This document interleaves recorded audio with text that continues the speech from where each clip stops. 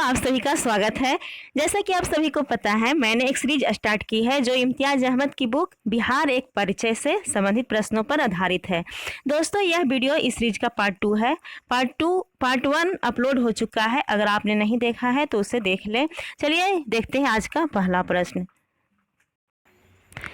पहला प्रश्न है, मौर्य साम्राज्य के उपरांत मगध पर किस वंश का शासन स्थापित हुआ? तो इसका सही आंसर होगा ऑप्शन बी, सुंग वंश का। दूसरा प्रश्न है, सुंग वंश का संस्थापक था तो कौन था? तो इसका सही आंसर होगा पुष्यमित्र। और पुष्यमित्र था जो कौन? तो ब्राह्मण जाति का था दोस्तों। और इन्होंने अपनी राजधानी कहाँ? तो विदिशा, जो विदिशा थी वहां इन्होंने अपनी राजधानी बनाई थी सुंग वंश का। और पुष्यमित्र सुंग ने 2 बार अश्वमेघ यज्ञ भी किया था और ये पतंजलि के द्वारा करवाया गया था अश्वमेघ यज्ञ। और जो भरहुत, और जान लेते हैं, जो भरहुत स्तूप का निर्माण भी पुष्यमित्र सुंग द्वारा ही करवाया गया था। चलिए आगे देखते हैं। किस सुंग शासक ने पाटलिपुत्र में स्थित कुकुटराम विहार को 3 बार नष्ट करवाने का प्रयत्न किया? तो इसका सही आंसर हो जाएगा ऑप्शन सी, पुष्यमित्र ने। चलिए आगे देखते हैं।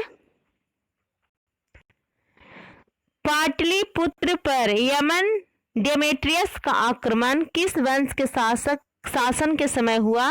तो इसका सही आंसर भी होगा ऑप्शन डी, सुंग वंश के शासन के समय। पाटलिपुत्र पर डेमेट्रियस का आक्रमण हुआ था तो कब हुआ था? 185 ईसा पूर्व में। चलिए आगे देखते हैं।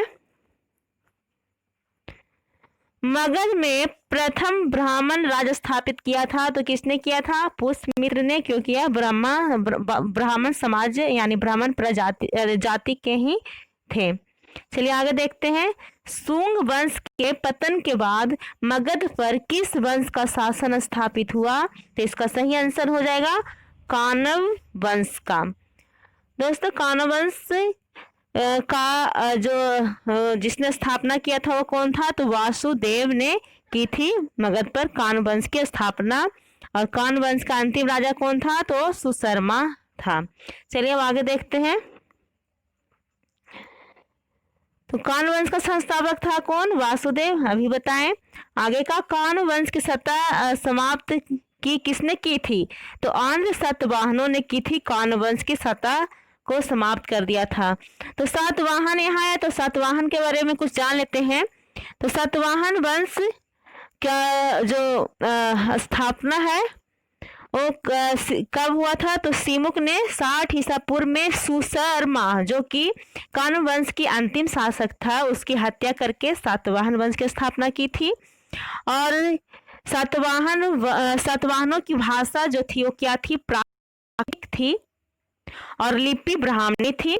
और सातवाहनों का समाज जो था वो मातृ सत्तात्मक था। या दोस्तों यहाँ याद रखिएगा कि मातृ सत्तात्मक था, जो एग्जाम में पूछा जाता है। चलिए अब आगे देखते हैं। कान वंश के उपरांत पाटलिपुत्र पर कुछ समय के लिए किस वंश के राजाओं ने शासन किया? तो इसका सही आंसर हो जाएगा ऑप्शन बी, मित्र वंश ने। आगे देखते हैं। सुंग कला के उत्कृष्ट नमूने बिहार के किस स्थान से प्राप्त हुए हैं? तो सही आंसर हो जाएगा ऑप्शन बी, सी, बोधगया। चलिए आगे देखते हैं। कनिष्क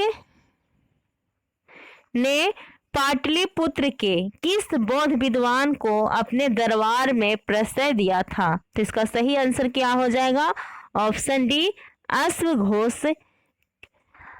और कनिष्क पाटलिपुत्र के राजा को बुरी तरह से परास्त किया तथा हरजाने के रूप में यहाँ से अश्वघोष बुद्ध का भिक्षा पात्र तथा एक अद्भुत मुर्गा ले गया था। दोस्तों, यहाँ कनिष्क आया है तो कनिष्क के बारे में, तो कनिष्क हैं जो कुषाण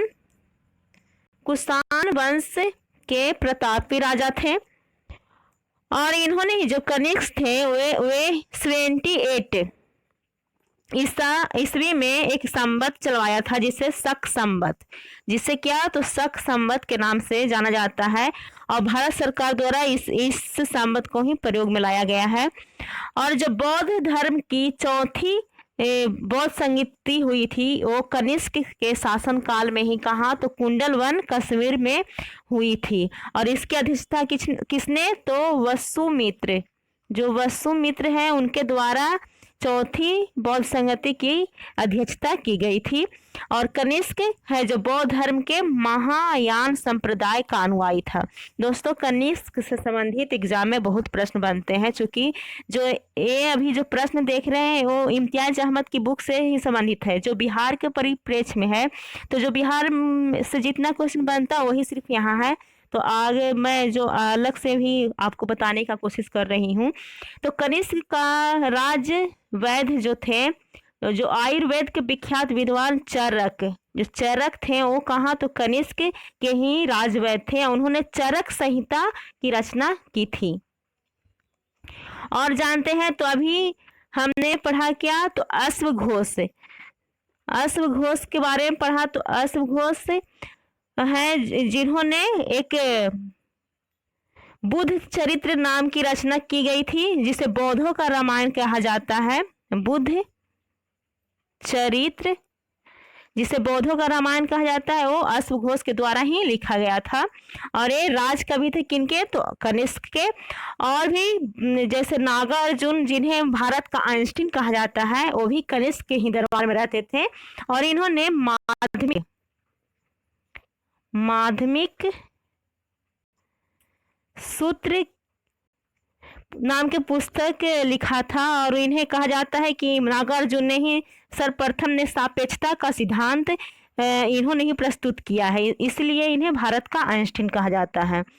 और कनिष्क की मृत्यु है जो कब तो 102 ईस्वी में हो गई थी। और गंधार शैली एवं मथुरा शैली का विकास कनिष्क के शासनकाल में ही हुआ था। और रेशम मार्ग पर नियंत्रण रखने वाले सबसे प्रसिद्ध जो शासक है वो कुषाण ही थे।